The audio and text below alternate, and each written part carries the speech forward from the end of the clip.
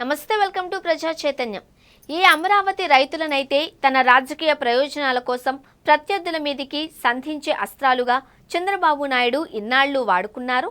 ఆయన అమ్ముల పొదిలోని అవే అస్త్రాలు ఇప్పుడు ఎదురు తిరుగుతున్నాయి. అమరావతి రాజధాని పేరుతో రైతుల నుంచి సమీకరించడంతో కలిపి అందుబాటులో ఉన్న 54,000 ఎకరాల భూముల్లో ఇప్పటిదాకా ఒక్కటంటే ఒక్కటైనా శాశ్వత నిర్మాణం పూర్తి కాకపోగా అప్పుడే అమరావతి విస్తరణ, స్పోర్ట్స్ సిటీ, అంతర్జాతీయ విమానాశ్రయం లాంటి పడికట్టు మాటలతో మరో 44,000 ఎకరాలు సేకరించాలి అని చంద్రబాబు నాయుడు ప్రభుత్వం మొదలు పెడుతున్న ప్రయత్నాల పట్ల అమరావతి రైతులు రగిలిపోతున్నారు. ముందుగా తమ సంగతి తేల్చేదాకా, అమరావతి నిర్మాణం పూర్తి చేసేదాకా ఇతర ఎక్స్ట్రా ప్రయత్నాలు మానుకోవాలి అని వారు హెచ్చరిస్తున్నారు. అమరావతి ప్రాంత రైతుల నుంచి భూములు సమీకరించినప్పుడు చంద్రబాబు నాయుడు ప్రభుత్వం వారితో చేసుకున్న ఒప్పందం ఒక్కటే: పూర్తి స్థాయిలో అభివృద్ధి చేసిన రాజధానిలో మీకు రిటర్నబుల్ ప్లాట్లు కేటాయిస్తాం. మీ భూముల విలువ కంటే అప్పటికి ఆ ప్లాట్ల విలువ చాలా ఎక్కువగా ఉంటుంది.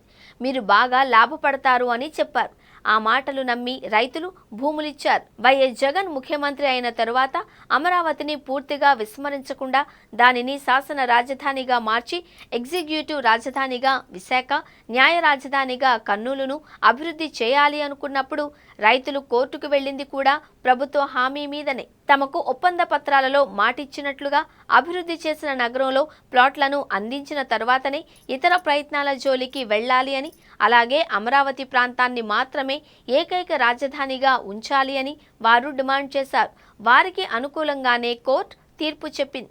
ఇప్పుడు చంద్రబాబు నాయుడు 4వ సారి అధికారంలోకి వచ్చిన తర్వాత 11 నెలలు గడుస్తున్నా ఇప్పటికీ అమరావతిలో పనులకు శ్రీకారం చుట్టకపోగా అప్పుడే పొరుగున ఉన్న మరో 44,000 ఎకరాల మీద కన్నేయడం అనేది అమరావతి రైతుల్లో మంట పుట్టిస్తోంది. చంద్రబాబు నాయుడు మాట తప్పుతున్నారు అని ఇన్నాళ్లు ఆయనకు కొమ్ము కాసిన రైతులే ఇప్పుడు మండిపడుతున్నారు.